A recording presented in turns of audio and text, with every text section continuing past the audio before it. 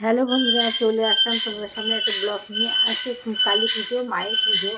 তার জন্য আমরা সবাই মিলে, আমরা তিনজন মিলে, বাড়ির তিনজন, আমার মেয়ে, আমরা হাজব্যান্ড দুজনে মিলে আমরা একটা সারাটা রাত জেগে মাকে আরাধনা করি।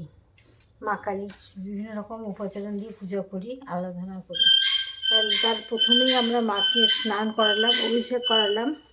স্নান করিয়ে সিঁদুর পরিয়েছি, মুখখানে কি সুন্দর লাগছে দেখেছো?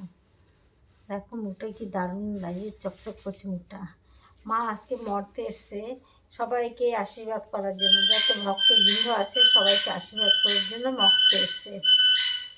তোমরা সবাই মাকে প্রণাম করেছো, অনেকে তো ঠাকুর দেখতে বেরিয়েছো। আমি তো ঠাকুর দেখতে বেরোইনি, বেরোনো হয় না। আজকের দিনটা তো হবেই না, আজকে আমরা সারাটা রাত জাগবো। ভোরবেলার দিকে তখন গিয়ে ঘুম দেবো, সে ঘুমবো তো আর 10টার আগে উঠতেই পারবো। উঠবো কী করে, সারাটা রাত জাগা ভালো। কিন্তু দেখো, আর যদি পারি কালকে ঠাকুর দেখতে যাবো, না হলে ধরো এই যে আমার বিশ্বকর্মা বাবা, আর সব ঠাকুরকে ফুল দিয়ে করেছি, পুজো দিয়েছি।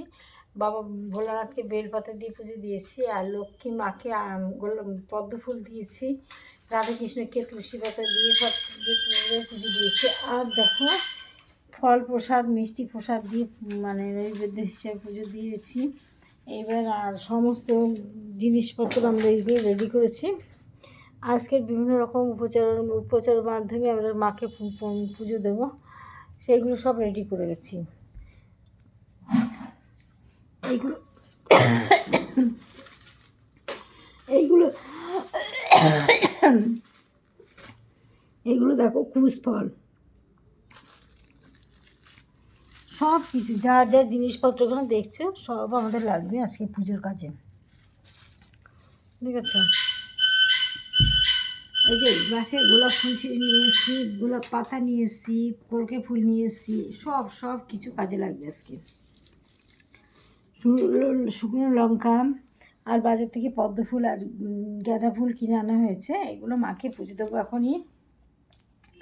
এখনই শুরু করবো। তার ভিতরে আমার দুরকমভাবে পুজো দেওয়া হয়ে গেছে। ওই যে প্রদীপ দেখছো, ওই দিয়ে সারা ঘরে তাপ বিতরণ করলাম। এই যে অশ্বত্থ পাতা দেখছো, এটাও পুজো কাজে লাগবে। এই যে কাপড়গুলো দেখছো, হলুদ, লাল, কালো, সাদা সব আছে। এই কাপড়গুলো দিয়েও আমাদের পুটুলি বাঁধতে হবে বিভিন্ন রকমভাবে, সব কিছু আমাদের কাজে লাগছে। দেখো কত কিছু সাজানো আছে এখান থেকে, দেখো আতর, সাদা সর্ষে, কালো সর্ষে, বিভিন্ন রকম জিনিস এখানে আছে, সব গোছানো। দেখো এবার এই প্রদীপগুলো জ্বালাবো।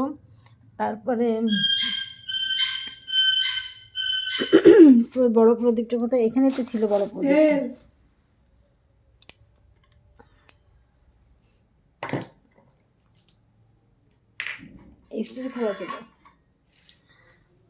দেখেছো বন্ধুরা। সবাই আজকের মতো ব্লগটা একটু দেখো, প্রণাম করো, আর মাকে মাকে মা বলে প্রণাম করে একটু কমেন্ট বক্সে জয় মা লিখে দিও। তোমরা সবাই ভালো থেকো, আবার আসবো আরেকটা ব্লগ নিয়ে। টাটা।